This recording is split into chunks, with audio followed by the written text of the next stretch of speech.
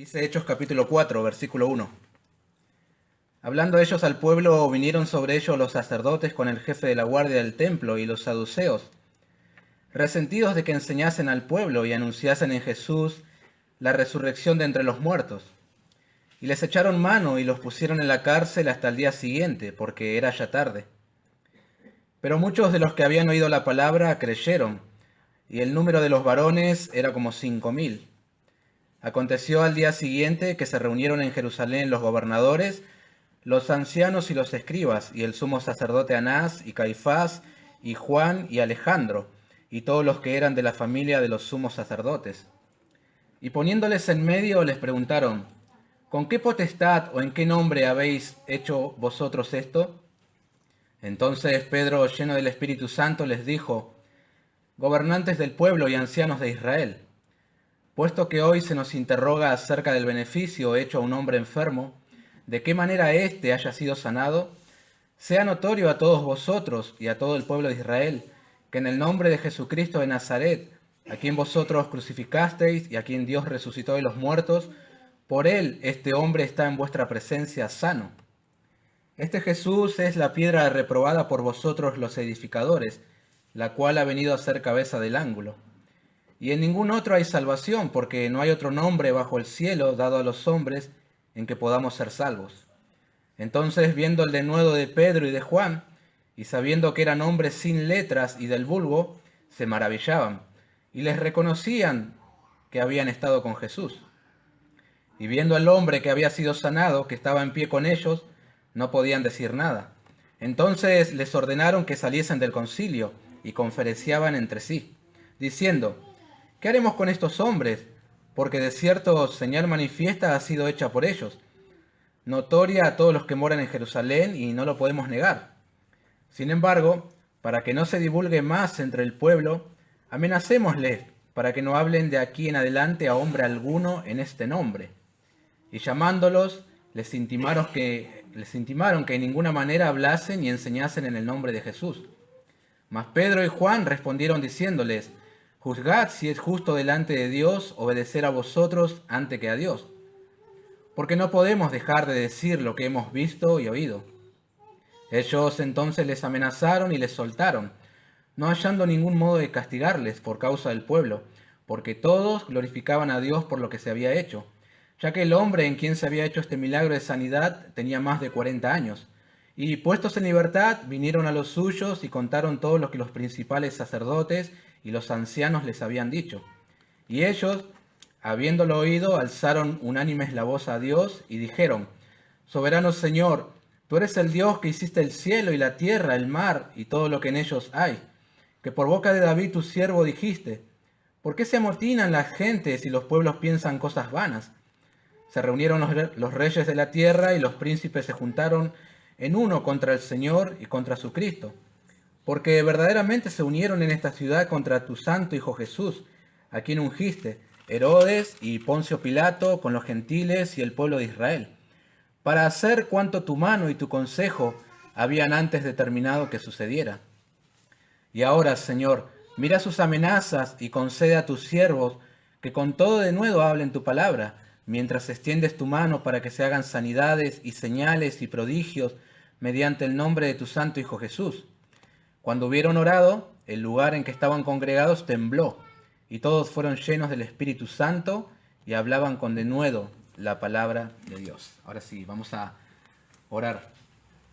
Gracias una vez más, nuestro Dios. Gracias porque estamos juntos como iglesia, contentos, en este día que apartamos, día que nos recuerda aquel glorioso evento de la resurrección de nuestro Señor Jesucristo. Por eso estamos reunidos hoy en tu presencia para tributarte gloria y alabanza, recordando también la cruz, recordando el sacrificio precioso que Él ha hecho por nosotros. Es alegre, maravilloso que los hermanos estemos juntos, que estemos en armonía, que cantemos a ti, que expresemos nuestra gratitud con nuestras voces también. Y ahora, Señor, estamos delante de tu palabra, queremos que tú nos hables, nos instruyas.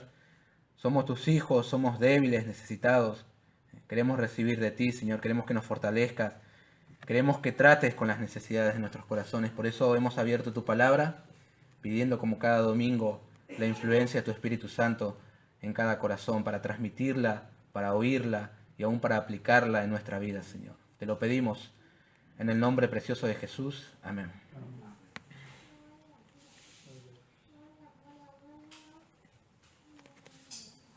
Siempre es bueno e interesante conocer el origen de algo. De esa manera respondemos, ¿por qué creemos lo que creemos? ¿O por qué hacemos lo que hacemos? Permítanme darle un ejemplo de esto. Los hombres que usamos sacos, o si alguna vez usted se puso uno de ellos, tal vez desconozcan el origen o una de las narrativas de por qué el botón de abajo no debe abrocharse. ¿Se preguntaban eso alguna vez? Creo que nadie se lo ha preguntado. Por lo general los sacos tienen 3 botones o 2. Si tiene 3 botones, el de arriba es opcional. Si querés lo abrochás, si no querés no lo haces. El del medio es obligatorio.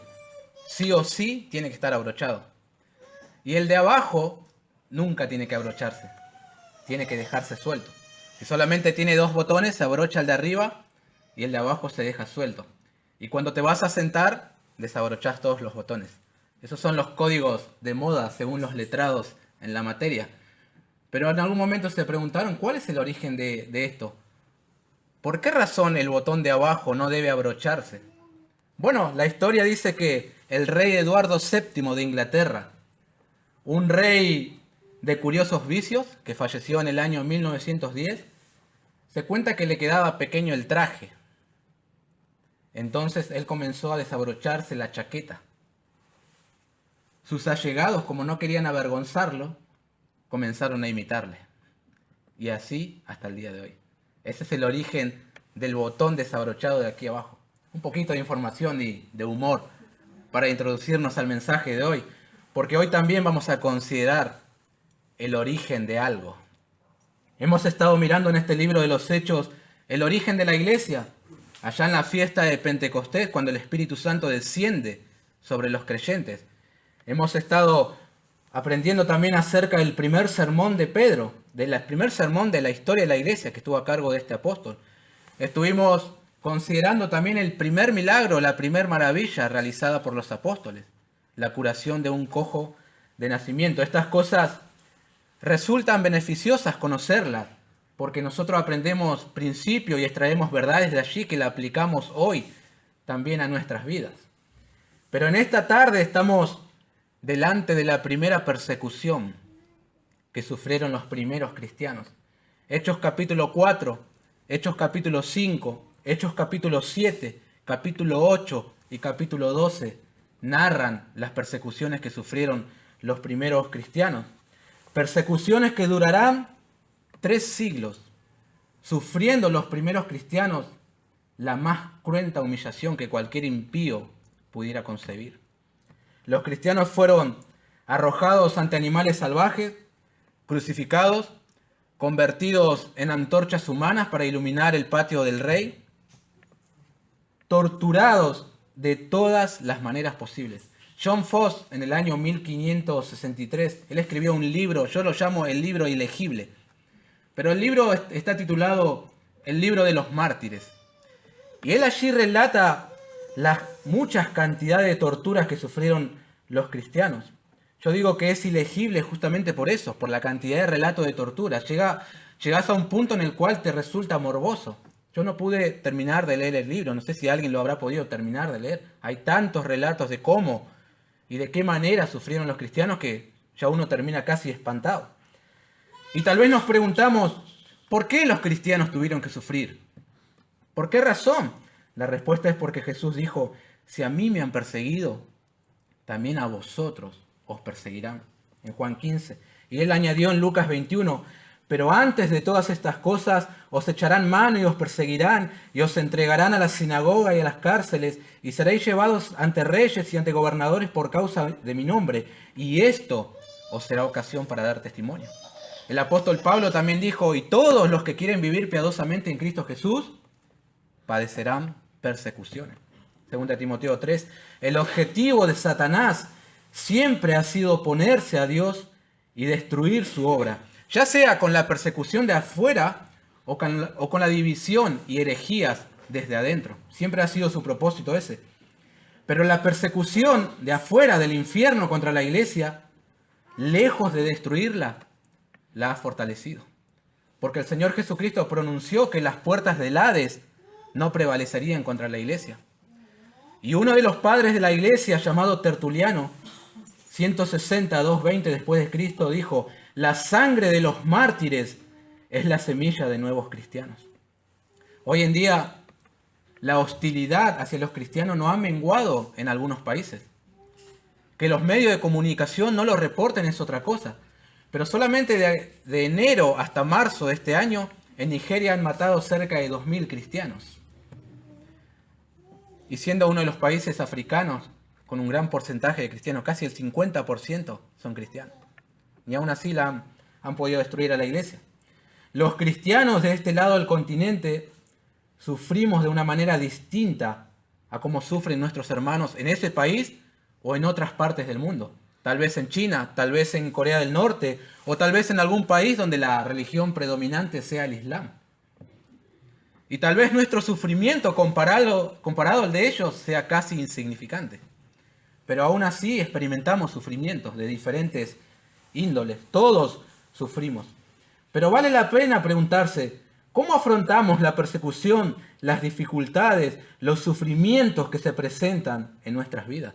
Porque se puede sufrir deshonrando a Dios y se puede sufrir honrándole. Se puede sufrir criticando o se puede sufrir agradecidos a Dios. Diferentes maneras de sufrir. Se puede sufrir de una manera bíblica y se puede sufrir negando las Escrituras.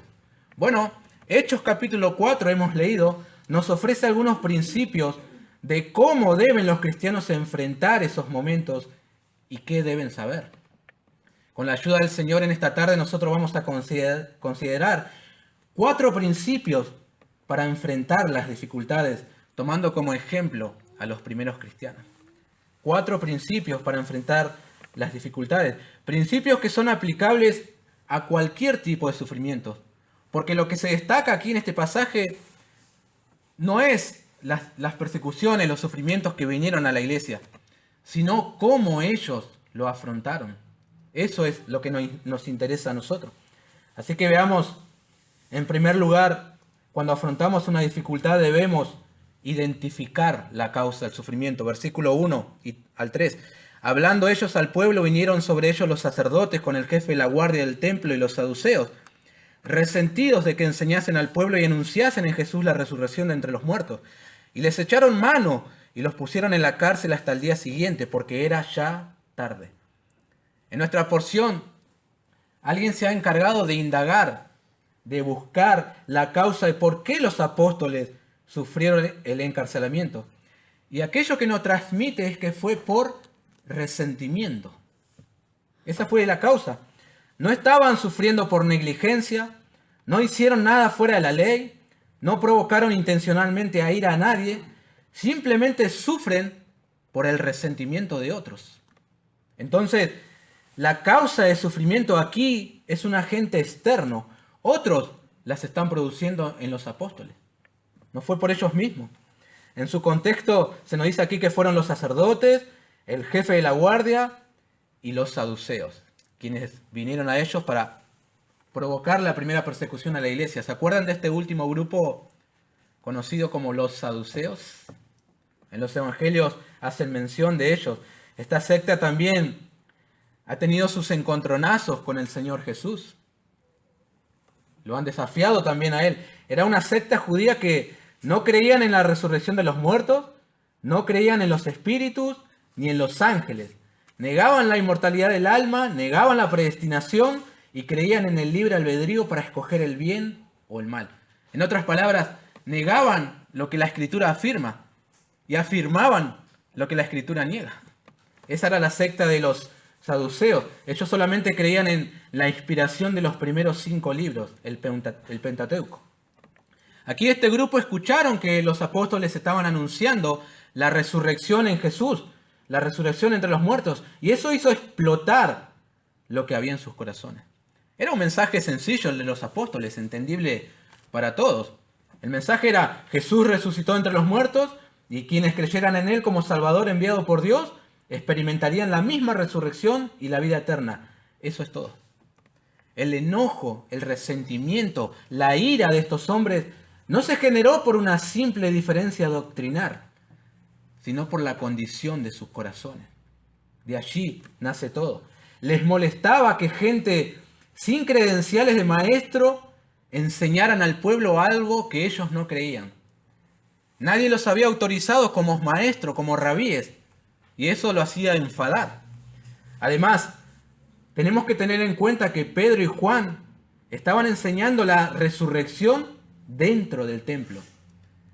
Y el templo era dominio de los saduceos. Eso resultaba muy humillante para esta gente. Además, si la gente llegara a creer en la resurrección, si creyera el mensaje de Pedro, estos hombres quedarían como herejes, porque justamente ellos negaban que hubiera tal resurrección. Por tal razón se enciende la ira contra los apóstoles y los aprisionan.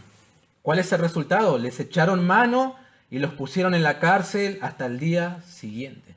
No debemos pensar, hermanos, en esto que está sucediendo aquí como una aventura apostólica en una prisión. En una prisión con wifi y muchas comodidades. No era un momento difícil para ellos, para la iglesia, para su familia, para los hermanos en la fe. Y aunque habían sido advertidos de lo que sufrirían, es distinto cuando ya lo estás experimentando. ¿Es así? Es inevitable el sufrimiento porque la causa venía de afuera. La fe de los apóstoles, ¿no creen ustedes que podría haber sacudido por esta embestida que estaban padeciendo, ser aprisionados? Seguramente.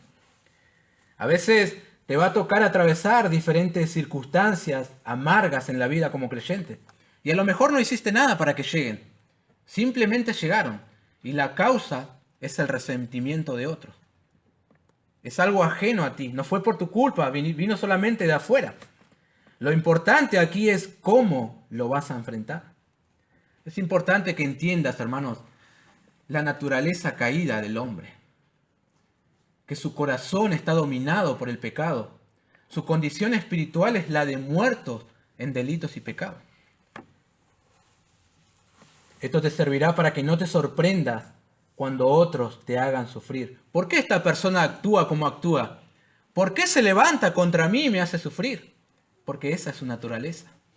Él actúa en base a su naturaleza. El progreso de algunos es motivo de resentimientos para otros. Que la gente prestara atención a la predicación de Pedro era suficiente para que estas personas montaran en cólera. Les desagradaba eso. Entonces, no te sorprendas cuando estás haciendo algo para el Señor y el infierno se levanta contra ti y sufres. Que no sea una sorpresa para ti. Piensa en el Señor Jesucristo en ese momento y toma nota. Quien cuando le maldecían, no respondía con maldición. Cuando padecía, no amenazaba, sino que encomendaba la causa al que juzga justamente. 1 Pedro 2. Conocer la causa de tu sufrimiento te ayudará a mantener la calma y a estar confiado en Dios. ¿No ves aquí a los apóstoles reclamando sus derechos, ni armando una turba, ni pidiendo a Dios que pronto pase la hora amarga? No, nada de eso. Discierne cuál es la causa de tu sufrimiento. Mientras vos no seas la causa de tu sufrimiento, o el sufrimiento en otros por tu resentimiento, entonces descansa en el Señor y encomiéndate a Él. No ignores una cosa, que a tu Señor sin causa le aborrecieron. ¿Cuánto más a los que le siguen? Discierne cuál es la causa de tu sufrimiento. Puede ser el resentimiento de otros. Ahora bien, en segundo lugar, otro principio para enfrentar las dificultades es ver las cosas positivas aún dentro del dolor. Tenés que aprender a ver las cosas positivas aún dentro del dolor. Entiéndanme, no estoy diciendo que tenés que confesar positivamente, pensar en positivo o hacer de cuenta que el dolor no existe como una especie de nirvana o llamar a las cosas que no son como si fuesen y todas esas tonterías, nada de eso. Eso es nueva era, no sana doctrina. Me refiero a lo que vemos en el versículo 4. Pero muchos de los que habían oído la palabra creyeron y el número de los varones era como 5.000. Lucas pareciera decir, ¿Puedes ver la luz al final del túnel? ¿Puedes gustar un poquito de miel después de un par de picaduras? La situación se estaba poniendo difícil, lo sabemos. La tormenta pareciera embravecerse. La persecución recién estaba comenzando y seguía acrecentando a medida que el Evangelio se siguiera extendiendo. Sin embargo, aprecien la conjunción de este escritor. Pero, dice Lucas, pero muchos de los que habían oído la palabra creyeron. Los mensajeros estaban en prisión. Eso es algo escandaloso. Pero la palabra de Dios no estaba presa y seguía actuando. Siempre hace lo que Dios dispone. Y esa palabra actuó, el Espíritu Santo la aplicó, según leemos aquí, a 5.000 varones. Tal vez sumado a los otros 3.000 del primer sermón, ya tenemos 8.000. O si quieren añadir esos 3 a esto, tenemos 5.000 varones. Me inclino más a que eran 5 más 3.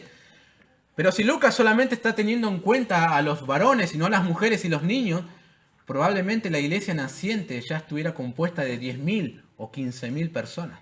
La palabra de Dios seguía actuando. Entonces, en el medio de la persecución, cuando pareciera ser la hora de las tinieblas, el Señor seguía actuando y añadiendo a la iglesia a aquellos que habían de ser salvos. Maravilloso. Entonces, entendemos que en el dolor, la opresión, el sufrimiento, las circunstancias adversas, el rugir del infierno, Dios sigue actuando.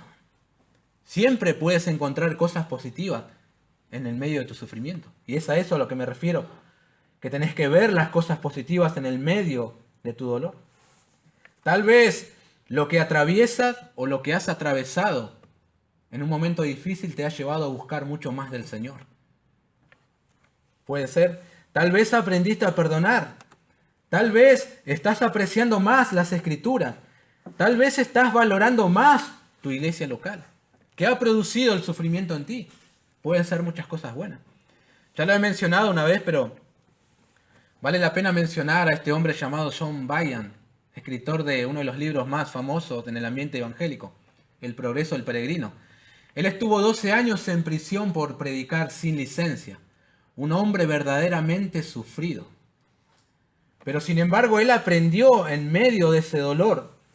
Porque él dice que en el medio de la prisión, en el medio de su aflicción, ha sentido tanto la presencia de Dios en su vida, que escribe él, que si fuera posible, desearía seguir experimentando dolor con tal de aprender y apreciar más las consolaciones que el Señor le dio. Maravilloso lo que ha aprendido dentro del sufrimiento. Pero miren la escena que tenemos aquí en el capítulo 4. Nuestros predicadores están apresados. Esto parece ser la ruina, el fin de aquello que comenzó de una manera tan extraordinaria. Pero no todo está perdido. La palabra de Dios seguía actuando. Entonces Pedro podría decir, no importan mis prisiones, no importa mi sufrimiento. Si Dios sigue usando la palabra para atraer a los pecadores, entonces todo está bien. Esto es algo parecido a lo que decía el apóstol Pablo a Timoteo. Sufro penalidades, hasta prisiones a modo de malhechor, mas la palabra de Dios no está presa. Ese era el consuelo de Pablo. Mis queridos hermanos, ¿no es cierto que de estas prisiones surgieron la carta a los Efesios, Filipenses, Colosenses, Filemón, dentro del sufrimiento del apóstol Pablo? Hay cosas positivas en tu dolor. Si el sufrimiento nos acerca más al Señor, entonces no sé qué escoger. No sé qué es mejor. Ya no son sufrimientos, sino que son bendiciones. Porque te acercan más al Señor. Una cosa es cierta. Independientemente de nuestro sufrimiento, el Señor sigue actuando. No es que Él es indiferente a nuestro dolor y cesan sus labores. Veamos las cosas positivas. Aprendamos en esta escuela, la escuela del dolor. No te enfoques tanto en tu sufrimiento, sino en lo que el Señor está haciendo. Lucas parecía enfatizar eso. Bueno, tenemos a los prisioneros, están en la cárcel, ya no pueden predicar más, pero la palabra de Dios logró que 5.000 personas se convirtieran. Eso es más importante, lo que Dios está haciendo en el medio de tu sufrimiento. En tercer lugar, tercer principio, el sufrimiento puede ser el púlpito que el Señor te da para testificar de Él. Versículo 7. Y poniéndoles en medio les preguntaron, ¿con qué potestad o en qué nombre habéis hecho vosotros esto? Entonces Pedro, lleno del Espíritu Santo, les dijo, gobernantes del pueblo y ancianos de Israel, y comienza nuevamente a desarrollar un corto mensaje y hablando allí de uno de los versículos más conocidos del Nuevo Testamento. Y en ningún otro hay salvación, porque no hay otro nombre bajo el cielo dado a los hombres en que podamos ser salvos. Piensen por un momento en estas autoridades religiosas con sus ropajes espléndidos. Aprendemos por la historia que conformaban el Sanedrín, 71 personas interrogando a nuestros predicadores. Era una especie de corte suprema. 24 sacerdotes, 24 ancianos, 22 escribas, y allí también estaba el conocidísimo sumo sacerdote, Caifás, ya conocido por los apóstoles. ¿Recuerdan Juan 11? El sumo sacerdote profetizó algo sin saberlo. Él dijo, nos conviene que un hombre muera por el pueblo y no que toda la nación perezca. Esto no lo dijo por sí mismo, sino que como era el sumo sacerdote aquel año, profetizó que Jesús había de morir por la nación. Y aquí estaba. Ya había tenido una experiencia con el Señor, lo acusó de blasfemia, rasgó su vestidura y ahora está delante de sus siervos, los apóstoles, interrogándolos. Pero me imagino que habrá sido muy intimidante ser interrogado por estas autoridades. Ellos estaban en una plataforma un poco más alta, en forma circular, y los apóstoles estaban allí en medio. Yo creo que cualquiera hubiese sucumbido, se hubiese retractado inclusive de lo que creía. No es sencillo tener a 71 personas haciéndote preguntas y respuestas. Muchos terminan retractándose, pero no vemos que los discípulos del Señor hicieron esto. Ya lo hemos leído, el Señor les dijo que la persecución sería una ocasión para dar testimonio. Y eso es lo que están haciendo los apóstoles aquí, aprovechando esta oportunidad, porque de otra manera no hubieran podido, no hubieran tenido posibilidades de predicar ante estas autoridades. Tu sufrimiento puede ser el púlpito que el Señor te da para testificarle a otros de Cristo, del Evangelio. Noten que los apóstoles no se detuvieron a pensar que podrían ser azotados o inclusive seguir el mismo camino que su Señor, el de la cruz. Están expectantes, como viendo qué estará haciendo el Señor en medio de mi sufrimiento. ¿Cómo está actuando el Señor? En eso estaban pensando. Pero esta valentía no es porque eran superhombres, sino porque literalmente hemos leído que Pedro estaba lleno del Espíritu Santo. Y ese mismo Espíritu tenemos nosotros los creyentes hoy. Creo que si hay algo en lo que no pensamos cuando estamos sufriendo, es en testificar del Señor Jesucristo y del Evangelio. ¿Piensas en eso cuando estás sufriendo? ¿En compartir tu fe? Probablemente no, porque entendemos que el sufrimiento es un tiempo en el cual todo tiene que girar alrededor nuestro y como que se frenan hasta nuestras responsabilidades como cristianos. Estamos sufriendo, préstenme atención a mí, todo gira alrededor de mí. ¿No es eso lo que está pasando aquí con los discípulos del Señor? En tu tribulación, cualquiera sea esta, no olvides que puedes seguir hablándole de otros a Jesús. Si te toca estar internado en un hospital, es una buena oportunidad para testificarle a enfermeros, médicos o aún compañeros de la habitación. Lo puedes hacer. Si te toca sufrir la pérdida de un familiar, aún el cómo te conduces en ese tiempo de sufrimiento puede ser una poderosa influencia en la vida de otros. Porque este hermano se conduce como se conduce en el medio de su dolor. Puede ser. Me acuerdo de un querido hermano que falleció hace algunos años. Tal vez ustedes lo llegaron a conocer, de la iglesia de Temperley, Juan González. Hoy estamos hablando de él justamente. A él padeció un cáncer y fue muy rápida su muerte. Le dieron semanas y así fue. Pero lo recuerdo, aún teniendo el cuello ortopédico, asistiendo a las reuniones. Y le había pedido al pastor que en su velorio predicara todas las veces posibles el Evangelio. Y había pedido que se canten también sus himnos favoritos.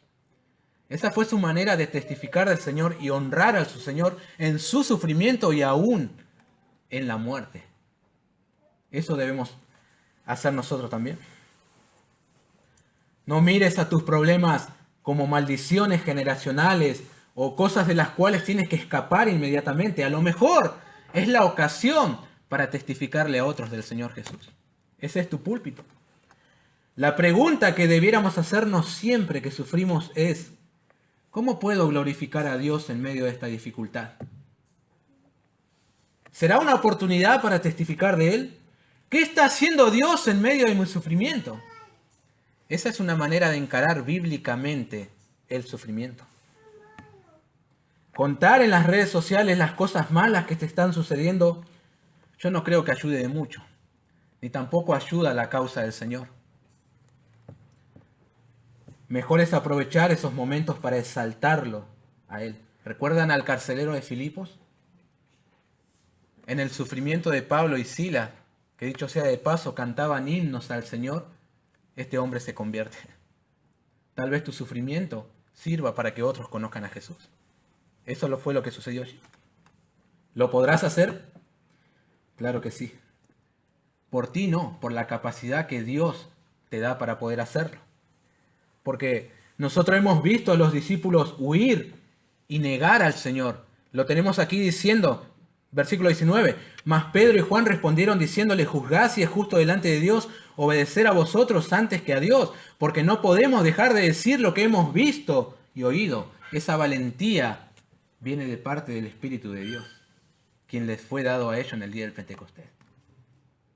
Esa valentía te será dada también en la hora amarga para testificar del Señor Jesucristo. ¿Vieron que aún en tu sufrimiento no gira todo alrededor de ti? Tienes que centrarte en el Señor Jesucristo y cómo poder glorificarle a Él.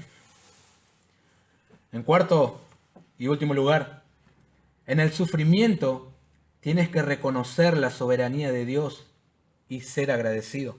Versículo 23. Y puestos en libertad vinieron a los suyos y contaron todo lo que los principales sacerdotes y los ancianos le habían dicho. Y ellos, habiéndolo oído, alzaron unánimes la voz a Dios y dijeron: Soberano Señor, tú eres el Dios que hiciste el cielo y la tierra, el mar y todo lo que en ellos hay. Versículo 27. Porque verdaderamente se unieron en esta ciudad contra tu santo Hijo Jesús, a quien ungiste Herodes y Poncio Pilato con los gentiles y el pueblo de Israel, para hacer cuanto tu mano y tu consejo habían antes determinado que sucediera. Pasando a limpio, lo que leemos aquí es una expresión de gratitud a Dios por las cosas que le sucedieron. Nadie volvió quejándose de lo mal que le iba en la vida. Nadie volvió diciendo: no, el Evangelio solamente trae momentos agrios. Nadie volvió trayendo malas noticias como los 10 espías que vinieron a Moisés luego de reconocer la tierra, ¿no? Ellos indirectamente están diciendo: gracias, Señor. En el capítulo 5 nosotros leemos que ellos nuevamente pasan por algo similar. Fueron apresados y fueron azotados, pero leemos que salieron del concilio gozosos de haber sido tenidos por dignos de padecer afrenta por causa del nombre. Sufrir por causa del Señor Jesús, sufrir por el cristianismo, sufrir por tener principios bíblicos, un privilegio. Eso es lo que vemos en los apóstoles, un verdadero privilegio. De este pensamiento tienes que armarte. Todo aquello que sucedió en la vida del Señor que menciona Lucas aquí, el amotinamiento de la gente, Herodes, Poncio Pilato, los gentiles, el pueblo de Israel, todo estaba orquestado. Todo estaba dentro del plan divino. No fue que algo se le escapó de las manos a Dios, no, todo estaba en su soberana voluntad. Entonces, en última instancia, aquellos sufrimientos que padeces tampoco se escapa a su soberana voluntad. Pastor MacArthur dice: esos primeros cristianos se consolaron en la soberanía de Dios. Todo sufrimiento era voluntad de Él. Al ser el creador de todas las cosas, Él tiene control total de todos los acontecimientos. ¿Estás sufriendo algo? ¿Sufriste? No se ha escapado de la soberana voluntad de Dios. Él lo orquestó todo para algo en tu vida. No digas que estás solo en tu sufrimiento, porque no es así. Hay un Dios soberano que está a tu lado y tiene todas las cosas bajo control. Debemos tener gratitud aún en medio de nuestro dolor. Porque aunque no tengamos contentamiento por causa del dolor, tenemos un Dios que no es ajeno a nuestras luchas. Y Él solamente sabe dar cosas buenas a sus hijos. ¿Qué está queriendo darte en el medio del sufrimiento? Algo bueno, seguramente. Debemos prestar atención a la oración que los cristianos elevaron cuando Pedro y Juan fueron liberados. ¿Cuál fue su petición? Primeramente alabaron a Dios, versículo 24. También pidieron la gracia para seguir hablando la palabra con denuedo, versículo 29.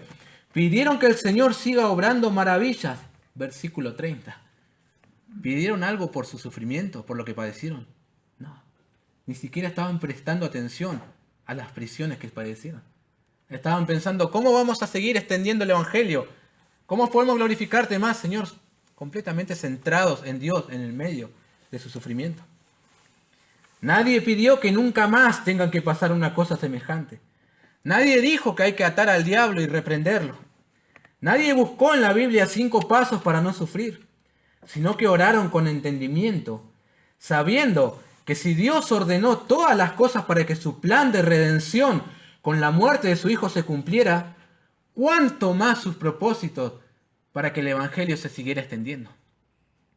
Oraron con entendimiento. Señor, tienes todas las cosas bajo control. Y estaban agradecidos por eso. Qué maravilloso. Esa es una oración conforme a la voluntad de Dios, que se alinea a sus propósitos. No solamente tenemos que pronunciar que Dios es soberano como un cliché. Hoy en día todo el mundo dice, Dios es soberano, Dios es soberano, Dios es soberano. Debemos creerlo, pero sobre todo creerlo cuando estamos sufriendo y ser agradecidos. A Dios no se le ha escapado tu sufrimiento. Él lo tiene todo bajo control. ¿Qué les parece orar así? Señor, aquí estoy junto a mi soledad que me está atormentando. Aquí estoy sufriendo ansiedad, ataques de pánico. Tengo una enfermedad que me hace daño. Mi familia es inconversa, mi esposo, mis hijos no quieren saber nada contigo. Aquí estoy sufriendo porque no tengo trabajo. O siento dolor porque las cosas no salen como quiero y siempre fracaso. Pero quiero aprender a glorificarte en medio del sufrimiento y a enfocarme en ti y mis responsabilidades como cristiano. Esa es una oración bíblica, conforme a la voluntad de Dios. No está centrado en su sufrimiento, sino que está centrado en Dios y en su causa. Así oraron los apóstoles del Señor. En última instancia, si te ocupas de los intereses de Dios, Él se ocupará de los tuyos. Si te ocupas del reino de Dios y su justicia, las demás cosas te serán añadidas también. El buen Dios te las dará. Tenemos que aprender a encarar el sufrimiento de una manera bíblica, de una manera que glorifique a Dios y promueva el Evangelio. Deseo que estos principios te sean útiles para cuando te toque sufrir y puedas verdaderamente centrarte en Dios, cómo glorificarle a Él en medio del dolor. ¿Cuál es lo positivo en medio de mi sufrimiento? ¿Será este un púlpito que Dios me da para testificarle a otros? ¿Puedo glorificarle en medio del dolor? Claro que sí. En el origen del primer sufrimiento que la iglesia ha padecido, aprendemos estos principios. Nada más, queridos hermanos.